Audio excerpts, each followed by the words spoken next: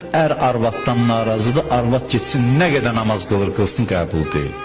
Hey ibadət eləsin, gecə namazı, gündüz namazı, nə namazı qılsın. Getsin, öyrənsin o duaları filan, heç biri qəbul deyil.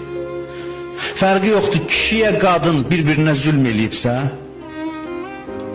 onun əvəzində getsin məsciddə namaz qılmağa, özə bilirsiniz şeytan neynəcək, o namaz bir üstünə gözəl namaz olacaq. Evdə dava eləyib çıxıb, gedir məscidə namaz qılır.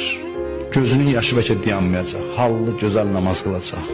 Çünki şeytan nəzərini çəkir onun üzərindən. Nəzər var axı onda, yəni azad buraxır, get ibadət elə. Bilirək, indi vəzifəsi ibadət deyil, indi sən məsciddən inirsən, sənin yerin evdə idi, gedib evdə razı salasan qarşı tərəf. Sənin ibadətin bu saat bu idi, səni bu saat şeytan məscidə dəvət eləyib. Onun dəvəti ilə gəlmirsən, oturmuşsan, hallı da gözəl namaz